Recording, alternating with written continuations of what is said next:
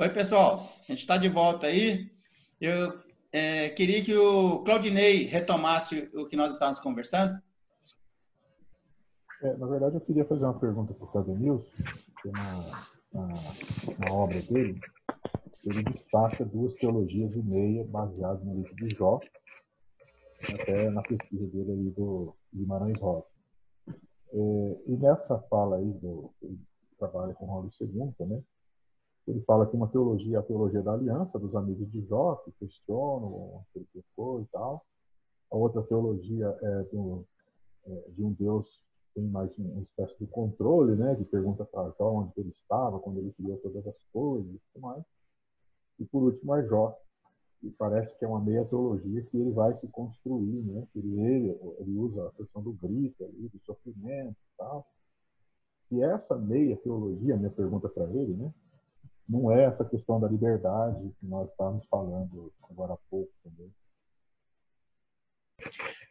Na verdade, assim, o aporte que eu faço, né, o recortezinho, né, na verdade é só um recorte que eu faço que é uma leitura que o Juan Luís II faz do livro de Jó. Tem um outro autor, que um comentarista bíblico, também católico, que trabalha essa ideia, né, das teologias.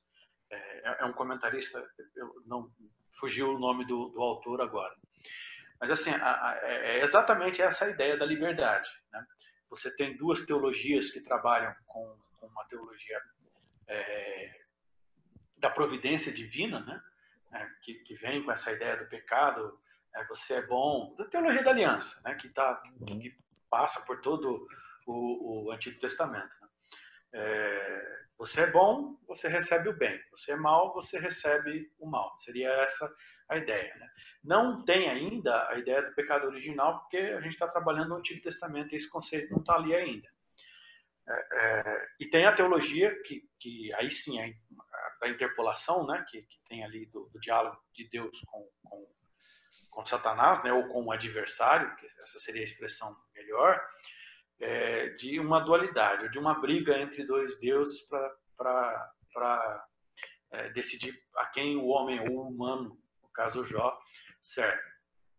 E depois você tem uma meia teologia, que não chega a ser uma teologia completa, que é o que o Juan Luís II fala, assim, entre essas duas teologias, né, do dualismo, da dualidade e da teologia da aliança, né, onde Deus controla todas as coisas, você tem uma angústia humana, uma teologia humana, que não chega a ser uma teologia porque ela não é sistematizada, mas que é um grito, né? Por que eu tenho que estar no meio dessa bagunça toda? Então eu acho que essa meia teologia ela está muito próxima da teologia do Riobaldo, né? do Guimarães Rosa, porque é um grito humano sobre a pergunta da sua existência. Eu acho que o Diego pode contribuir também com relação à angústia. Nós somos esses angustiados que estamos tentando entender quem nós somos, de onde nós viemos, né, para onde nós vamos, a pergunta básica da humanidade, mas principalmente por que nós sofremos. E essa meia teologia é essa teologia da pergunta, né, do grito, né, por que eu sofro. Né? Que é uma teologia que está em Eclesiastes também. Né? A gente tem nesse desenvolvimento da teologia essa pergunta sobre o acaso. Né? É muito bonito isso em Eclesiastes, pelo menos para mim, né? Em Eclesiastes, onde o autor trabalha exatamente isso. Né?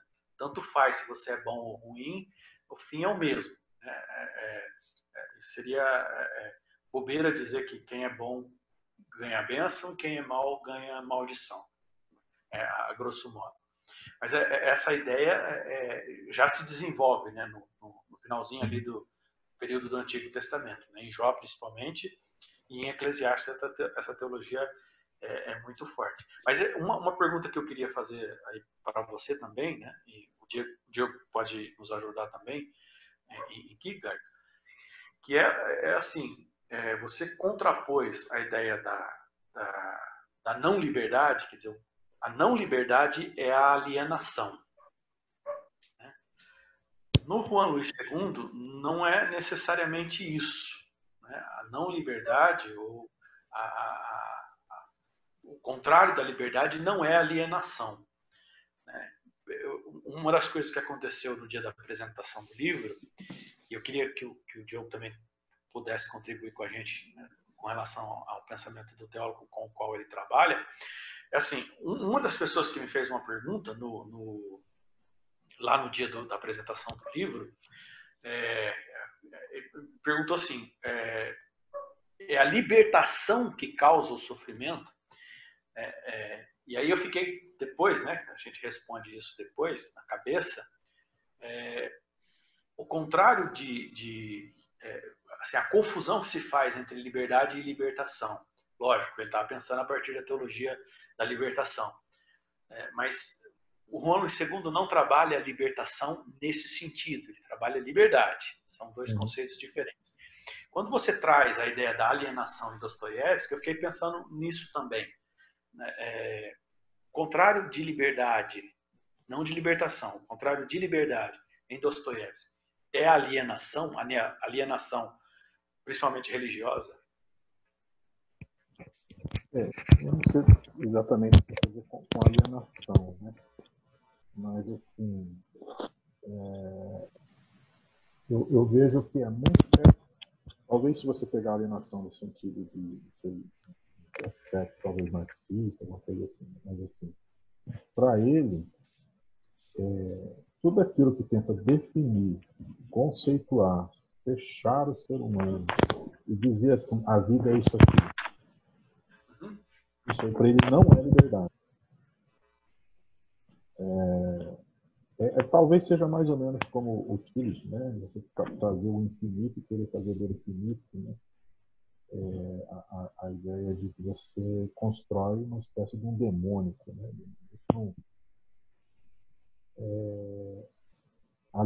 Não existe a questão libertação, é liberdade. O homem é livre. Tudo aquilo que tenta definir, conceituar, fechar a vida, a existência, né? Para ele é não liberdade. A ausência de amor é pecado. Então, você é livre quando você não está preso a nenhum sistema desse daí. Né? Tem há uma carta que ele escreve para uma senhora chamada Tom Lindsay, uma confidência. Isso tem nos registros do Joseph Vance. Ele diz para ela assim, se um dia me mostrarem que Cristo não é verdade, e que a verdade está fora de Cristo, eu diria assim, vai de verdade, porque eu quero é Cristo. Mas o que ele quer dizer com verdade ali? É verdade no sentido das ciências modernas, do século XIX, que tentava fechar tudo, né? Tudo certinho, tudo definido, tudo conceituado. Então, para ele fala assim, isso é não liberdade, é a tentativa de você dar garantias para as pessoas, é a tentativa de você ter felicidade sem sofrimento. Felicidade sem liberdade. Né? Importante, eu quero ser feliz, eu não quero liberdade. Eu quero que as coisas aconteçam para mim, eu quero que o padre reze para mim, eu quero que o pastor ore por mim. Eu não quero ser livre.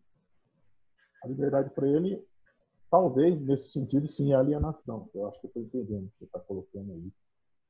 É você que fica esperando que as coisas aconteçam para você, que você tem uma garantia de que vai dar certo.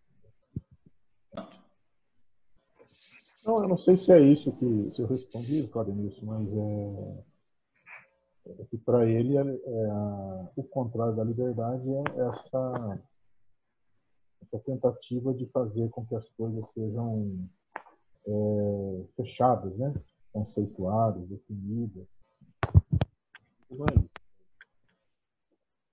Tanto que nada disso dá certo. Nem o niilismo, nem as ciências modernas, nem o socialismo, nem o âmbito político, religioso, inclusive. Ele era cristão, ortodoxo, mas ele era da linha da mística ortodoxa, não do cristianismo histórico da Rússia. Né? Ele era para uma outra linha. Porque para ele também aquilo ali já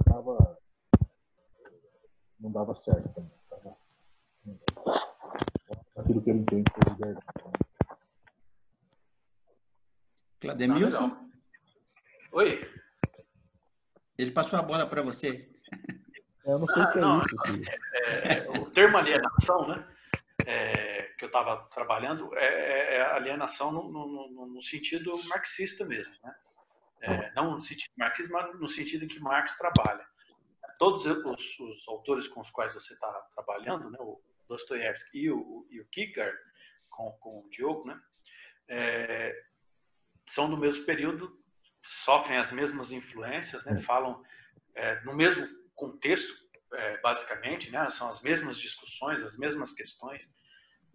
Darwin, né, com quem o Juan Luís II vai trabalhar depois, né, todos eles estão na mesma ideia. Né? Alienação no sentido de pegar o que eu, no sentido econômico mesmo, né? Alienar, né? Dar aquilo que é meu para que o outro resolva por mim, né? Seria mais ou menos essa a ideia, né? De tentar resolver o problema com um conceito que não é meu, né? Com um conceito de fora, receber alguma coisa que é dada pelo outro, né? Mas eu vejo um Dostoiévski assim, não li muitas coisas dele, né? De algumas obras, mas é um bom cristão, né? Nesse sentido. Diferente do Guimarães Rosa, que não é necessariamente cristão, né? Apesar de beber da água do cristianismo, né? Ele não está preocupado com a verdade estar em Cristo, ou Cristo ser a verdade, né? Ou ficar com Cristo, né? Apesar dele gostar do Cristo também. Mas aí eu passo a bola para o Diogo, né? Não sou eu que estou interpretando, mas eu fiquei curioso, né? Porque eu tô lendo sobre essas coisas ainda, né? Mas como que é esse conceito? O que é o contrário de liberdade em Kierkegaard? O contrário da liberdade é o desespero. Que a leitura teológica dele é justamente a noção de pecado. Ele entende desespero como pecado. O que é o desespero? No sentido tentar ser um pouco mais simples, né? Ele vai dizer que o homem ele é uma síntese. O Kierkegaard vai dizer que o homem é uma síntese entre tempo e eternidade. Só que é uma síntese que não se realiza por conta dessa separação com a origem, por conta dessa separação com o telos, que é Deus. Enquanto síntese que não se realiza, o homem sempre vive oscilando, sempre. E essa oscilação significa buscar uma garantia, sempre no tempo ou na eternidade. Ou ele se torna uma pessoa extremamente temporal, o que significa sensual, materialista e por aí afora, ou ele se torna uma pessoa extremamente idealista, voltada para o poético, mas descolado do tempo. Essa síntese entre tempo e eternidade, para o Kierkegaard, conduz à fé. Porque para ele implica num duplo movimento, no movimento de suspensão do finito, que equivale à poesia, que equivale à postura poética, porém, essa suspensão do finito para o infinito exige uma reapropriação do finito. É nessa reapropriação do finito onde o poético é superado pela fé. É essa adoção que o Kierkegaard vai chamar de o cavaleiro da fé, né? Porém, o oposto disso, o oposto desse movimento, que é uma tarefa, é justamente o desespero. E aí, no livro Desespero Humano, ele vai falar sobre as características do desespero, sobre a dialética do desespero, que é justamente da carência do finito ou da carência de eternidade, da carência do temporal ou da carência do atemporal, né? Ele vai mostrar que essas carências elas são paradoxais, ou seja, e para isso ele quer mostrar que todos nós somos desesperados, independente da nossa postura, independente da nossa maneira de viver. Ô Demerval, Oi. me permita aí só mais uma reação à fala do Diogo. Deixa eu te falar uma coisa. Eu estou adorando, estou amando. Podem bater bola à vontade. Não, ele falou uma coisa interessante que, para mim, assim, como pesquisador, dentro da área que eu trabalhei, não sei se o Claudinei vai ficar bravo também, mas ele diz assim, que a estética seria um momento antes da fé. Né? Na busca da angústia humana por respostas, né, a estética, o ato estético do ser humano, né, aí eu coloco a literatura dentro desse espaço, a poesia, as artes, a música, né, toda a expressão, né, artística, humana, estética, né, seria um estágio anterior àquilo que seria mais perto da verdade, que seria, vamos dizer assim, a teologia. Sim, não.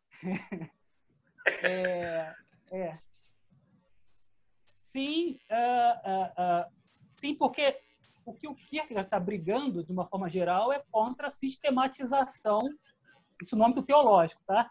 Ele está brigando contra a sistematização do sagrado. Certo? Então, nesse sentido, ele está contra a teologia. Nesse sentido, ele é contra a teologia. E ele vai fazer uma distinção, por conta disso, entre cristianismo e cristandade. Para ele, o cristianismo sistematizado, ele trai o próprio cristianismo. É essa a polêmica que ele vai tratar com a igreja luterana dinamarquesa.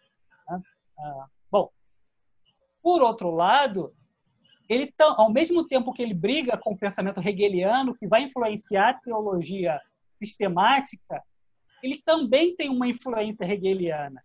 E a influência hegeliana, ela parte da sensibilidade e termina com a ideia de espírito absoluto, com essa sensibilidade, com o sensível reapropriado. O espírito absoluto, ele parte de uma reapropriação do começo. Entende? E o Kierkegaard também entende isso. Entende que a fé é uma reapropriação do poético. E para haver essa reapropriação, há uma ruptura e que ele vai chamar, ele chama de suspensão teleológica, há uma ruptura, uma suspensão, e depois um segundo movimento de apropriação. O exemplo que ele dá para isso é o exemplo do dançarino, que é um exemplo poético.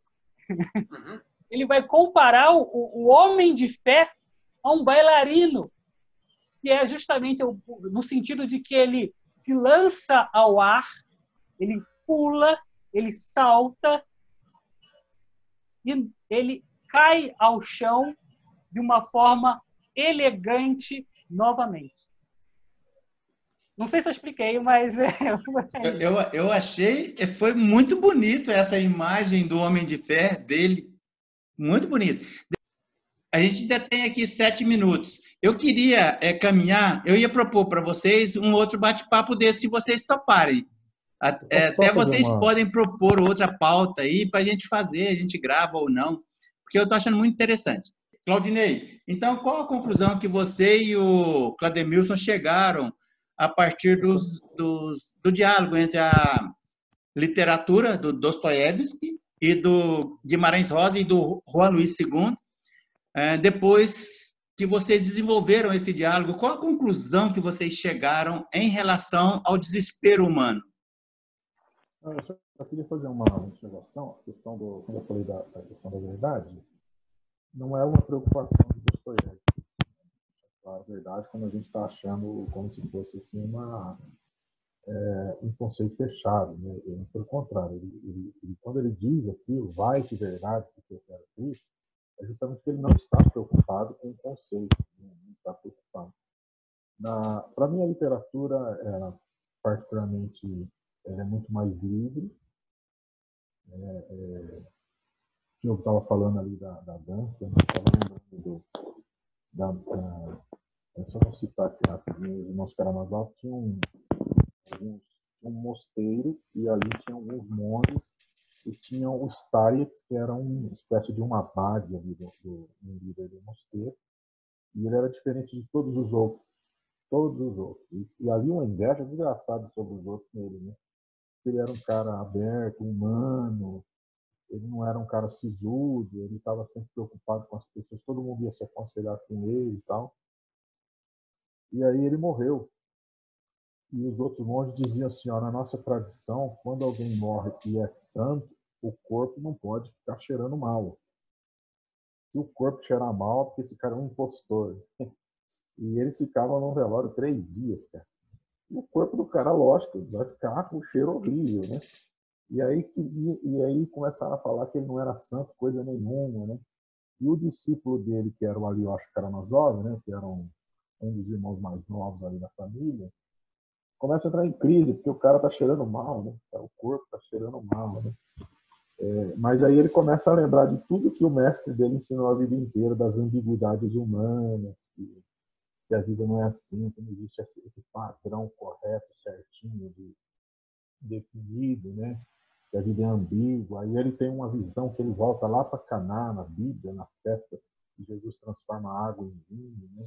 Ele tem um sonho. Então, essa presença dos sonhos na literatura, ele sempre correlata textos bíblicos, mostrando a liberdade, a alegria. Por que eles tinham um problema com o monge? Porque ele falava de alegria. Então não é só trágico, existe o belo está na alegria, no evangelho, né? Nesse sentido ele é cristão mesmo, ele aponta o evangelho como esperança, né? Cristo nesse sentido. Deixa eu passar para o Ademilson, que dá tempo dele falar ali também. Ah, legal. Eu estava, assim, com relação à ideia do diálogo, né, entre teologia e literatura, né, não só do Guimarães Rosa, mas do Dostoiévski também. Essa compreensão do diálogo, né, que a gente, como eu estava comentei antes, né, no bloco anterior, nas falas anteriores, né, a ideia de que a teologia, e aí o Diogo colocou isso, porque essa é uma das discussões que está sendo feitas, né? No diálogo entre teologia e literatura sempre teve a ideia, ou basicamente se tem a ideia, a partir da teologia, de que a literatura ela tem apenas o aspecto da pergunta. Né? Nós temos uma angústia, nós temos a dor, e a expressão estética mostra isso de uma forma mais bela, né? Vamos colocar assim, de uma forma melhor. Mas que a resposta, na verdade, está na teologia, está na expressão de fé da teologia. A teologia tem a resposta para a pergunta que a estética faz ou que a literatura faz. É por isso que eu fiquei, quando ele falou, né, a superação da estética pela fé, eu acho que parte muito desse pressuposto de que a expressão humana da angústia, do sofrimento, da dor, na literatura é respondida de forma melhor pela teologia.